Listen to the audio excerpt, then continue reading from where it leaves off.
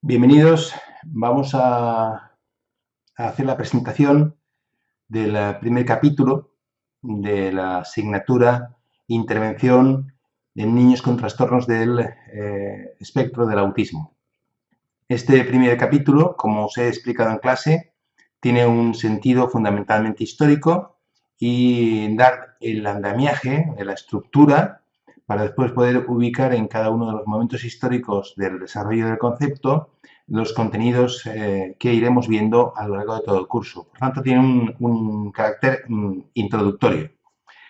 Bien, antes de empezar, supongo que todos habéis visto ya en la página web, os habéis descargado el documento del primer capítulo, lo habéis leído y a lo largo de estos días pues habréis hecho las preguntas oportunas en clase.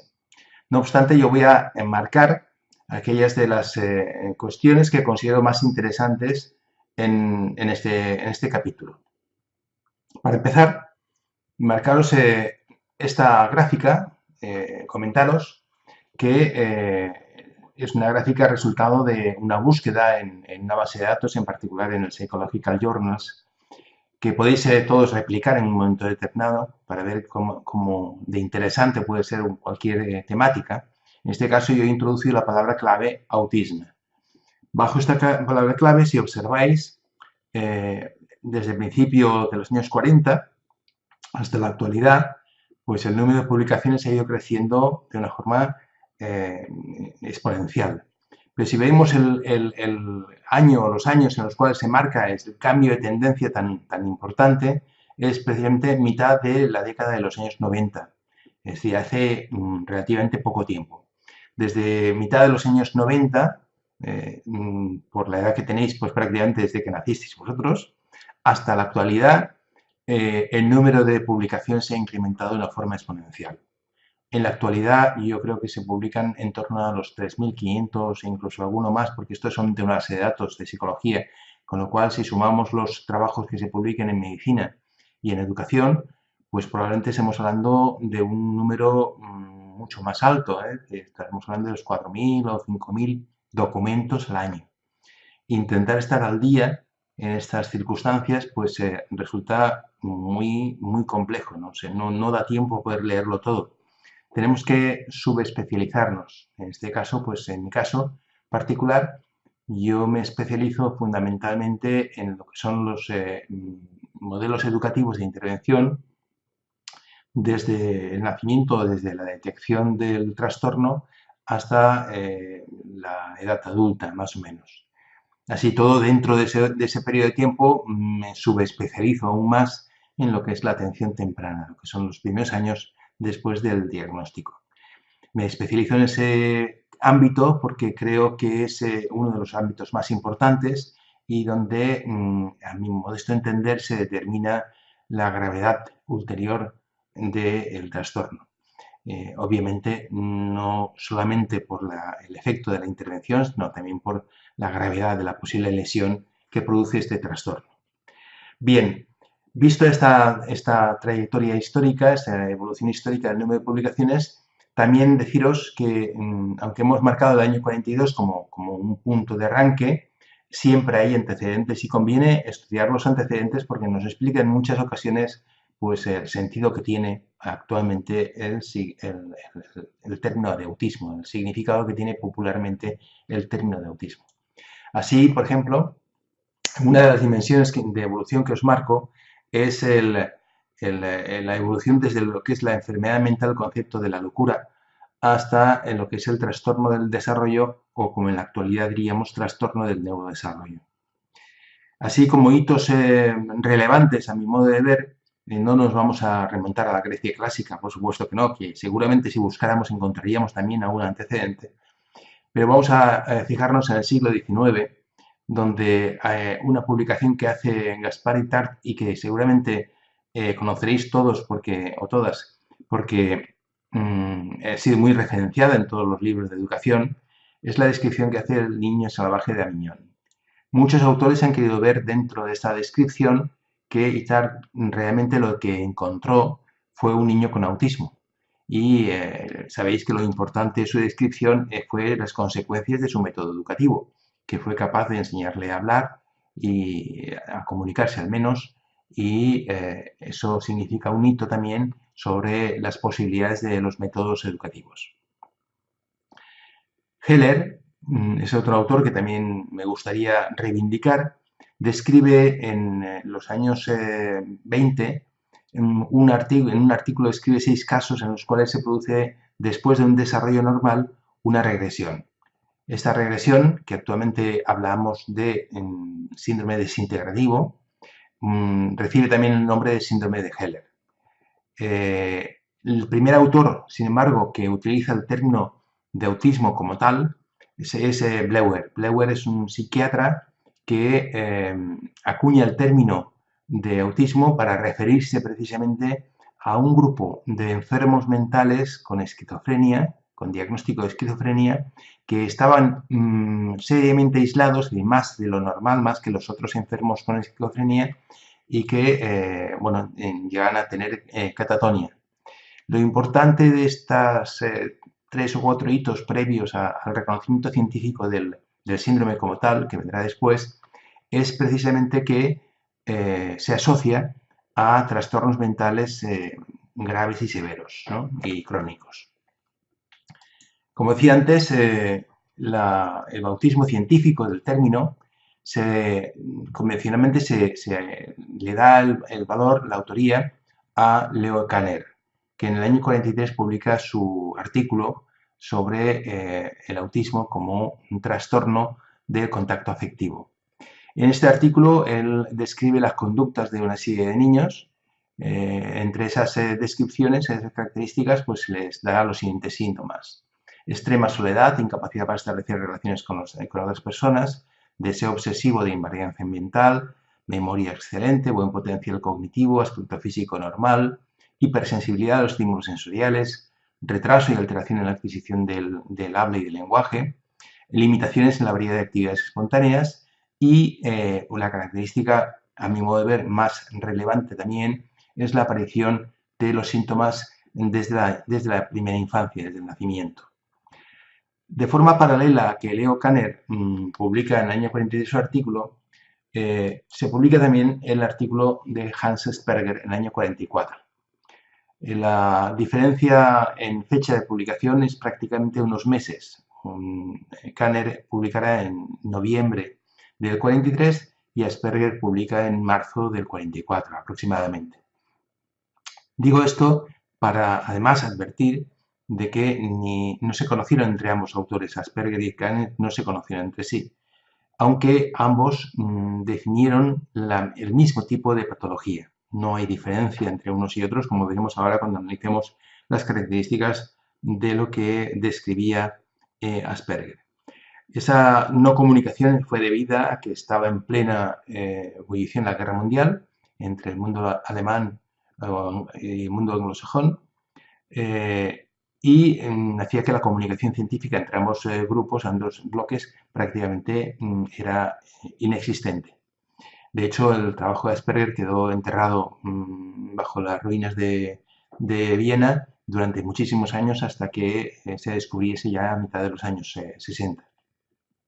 Las características que dice Asperger tener a lo que él denominó psicopatía infantil es que son socialmente extraños, ingenuos, emocionalmente desconectados de los otros, una buena gramática y buen léxico, pobre comunicación no verbal, intereses restringidos, inteligencia normal, aunque tienen dificultades para aprender tareas escolares, torpes a nivel de coordinación motriz, y él definía también como con falta de sentido común.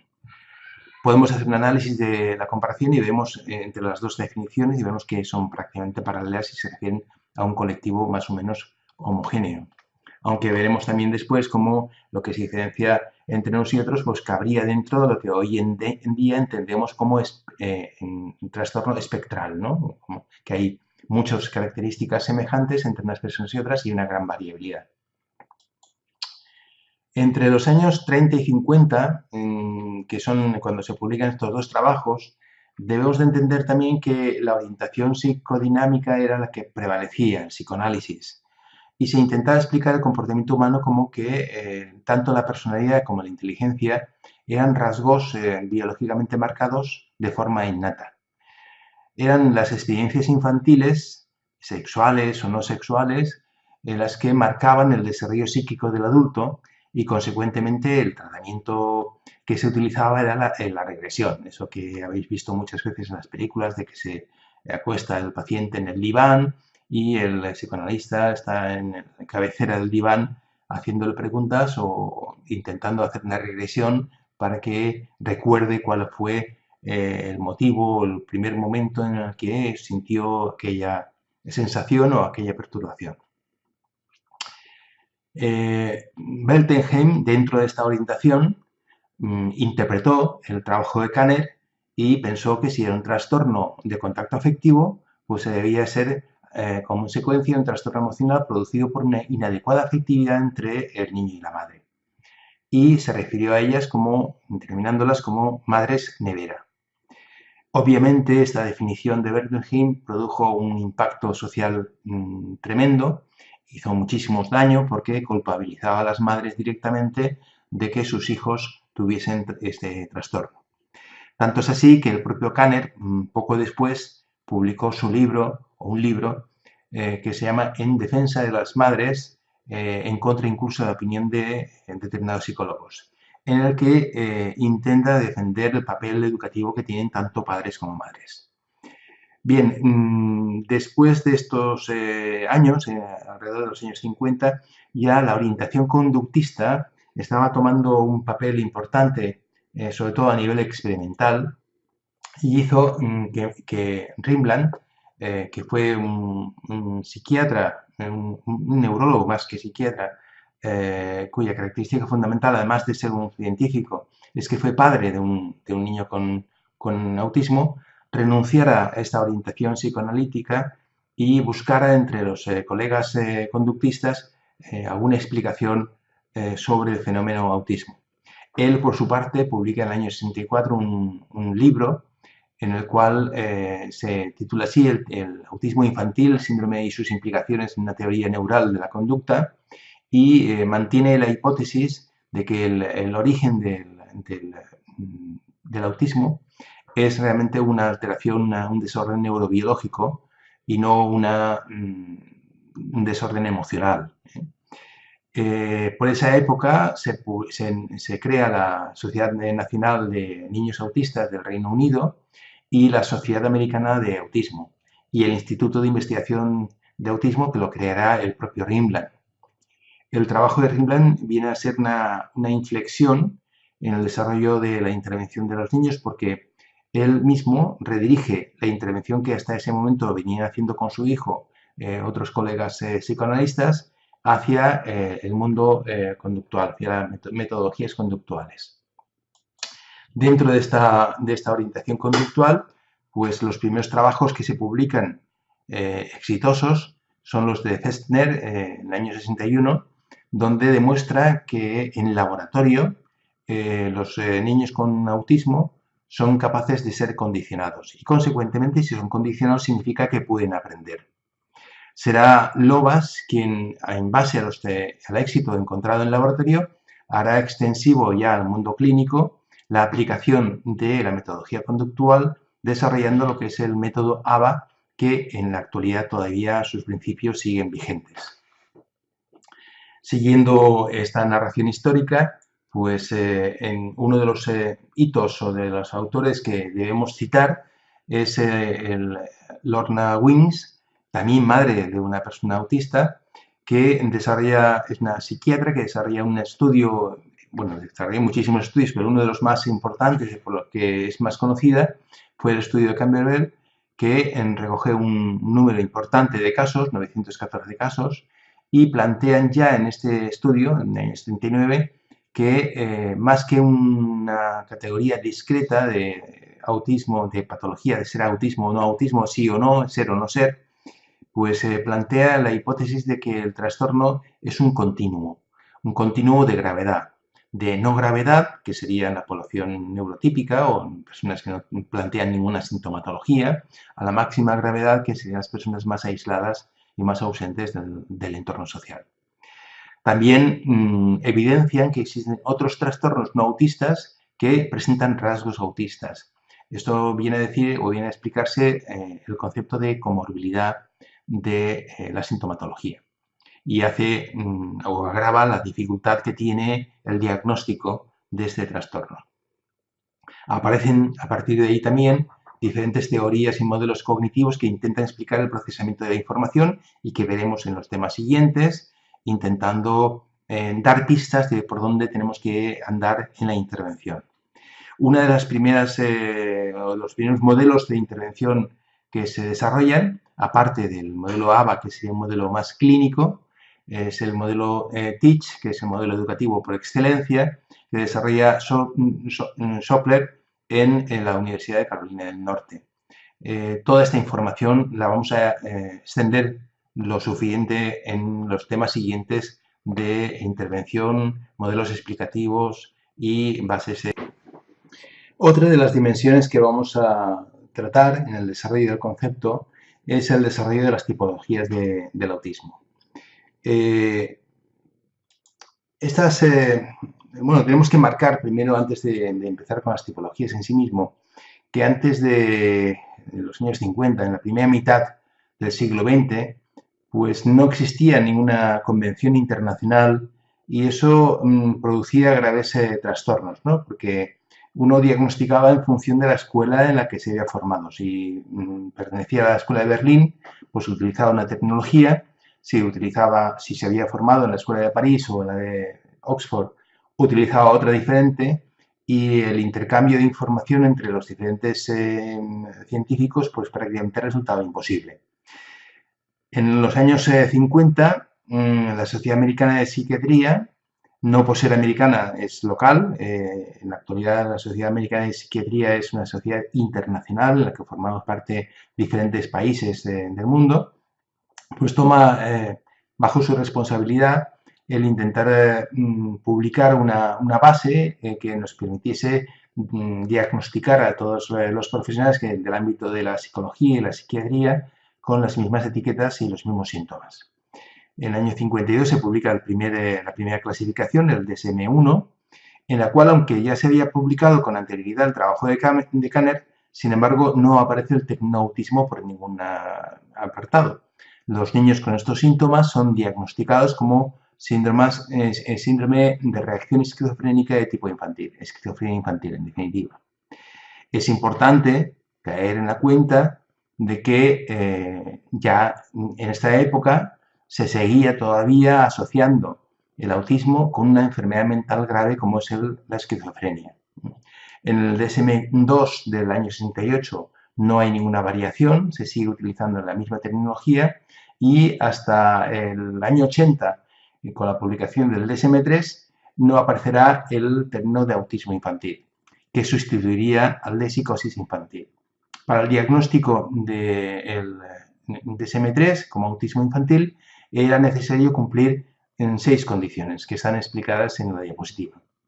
Inicio antes de los 30 meses, es decir, inicio en la primera infancia, déficit generalizado de la receptividad hacia otras personas, déficit importante en el desarrollo del lenguaje.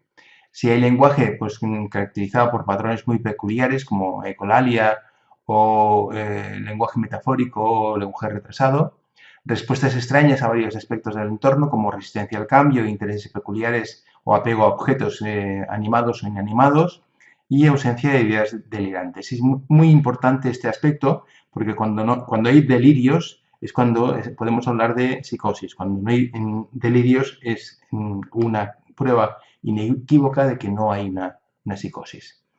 En el año 87 se publica la revisión del DSM-3 y en ella supone ya un cambio significativo.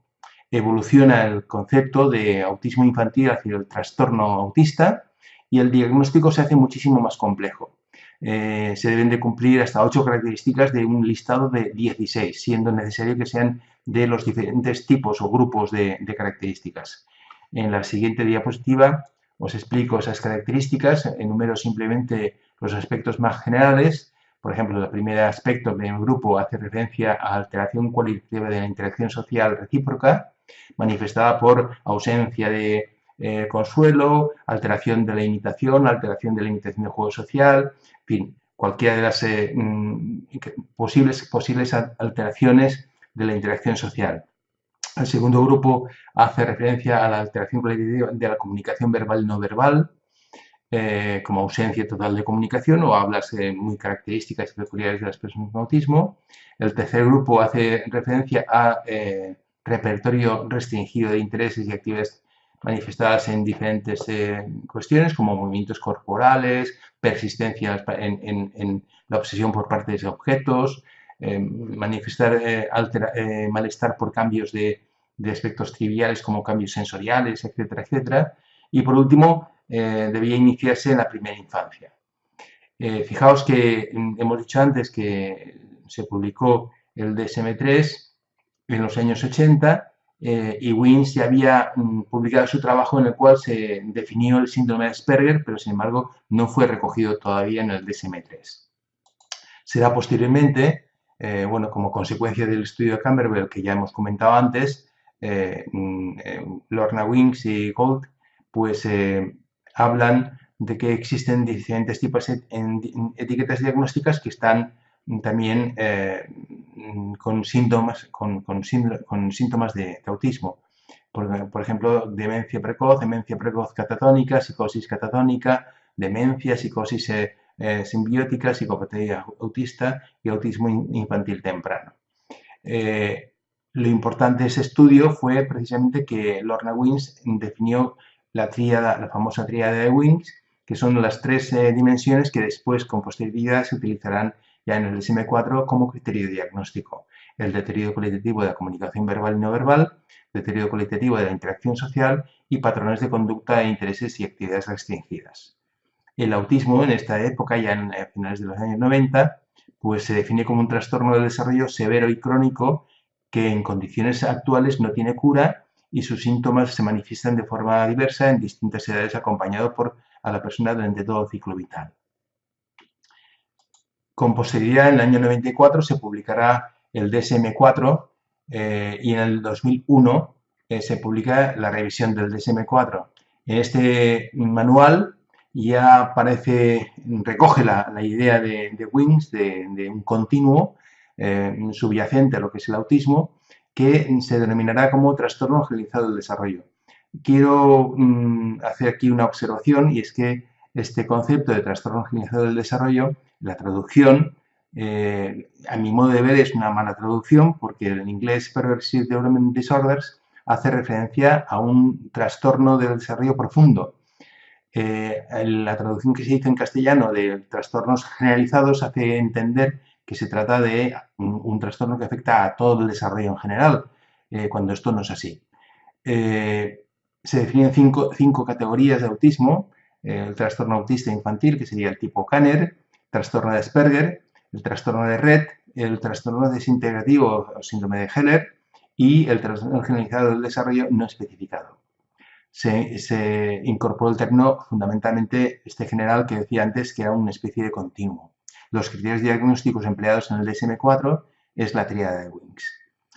Conforme se fue aplicando esta tipología, se observó que era difícil la diferenciación entre unos y otros. De hecho, algunos aspectos apenas eran curiosidades, ¿no? En el estudio de Forbón y colaboradores del 2001, 2005 y 2011 se observa como el número más frecuente de diagnósticos se produce precisamente en la categoría de trastorno generalizado del desarrollo no especificado. Por tanto, se determinó un cierto fracaso en cuanto a la tipología de tipos de trastornos de autismo marcado por el DSM-4. En el 2013 se publica el DSM-5, que producía un cambio muy importante en la conceptualización del trastorno. En primer lugar, porque introduce el concepto de trastorno del neurodesarrollo, creando una especie de familia con síntomas semejantes con el TDAH, discapacidad intelectual, trastorno de aprendizaje, trastorno del lenguaje, etcétera, etcétera. Y esto hace que bueno, tenga sentido ciertas digamos, peculiaridades o semejanzas que existen entre estos diferentes tipos de trastornos. Pasa a denominarse trastorno de espectro del autismo o de trastorno de espectro autista. Eso depende, el concepto depende de la traducción que se haya hecho del Autism Spectrum Disorders, del concepto inglés, y se eliminan las categorías diagnósticas del DSM-4. Las características fundamentales son que tienen que haber deficiencias persistentes de comunicación e interacción social. La segunda es que hay patrones repetitivos y restringidos de conducta, que los síntomas deben aparecer en la infancia temprana y que todos los síntomas que se observen deben delimitar de una forma significativa el funcionamiento diario de la persona. Si observáis de la tríada de Wings, los dos primeros ejes que hacían referencia a déficit de la comunicación y un déficit de interacción social se han aglutinado en una única dimensión. En definitiva, con la evolución de estas etiquetas y este concepto, pues se ha producido una cierta confusión en el público en general cuando se habla del diagnóstico del autismo. Espero que esta presentación os haya servido para entender un poco mejor el texto que os he suministrado en la aula virtual. Para cualquier otra cuestión, pues ya sabéis que estoy a vuestra disposición, porque para mí siempre lo más importante son vuestras preguntas. Muchísimas gracias por la atención y nos vemos en clase. Hasta luego.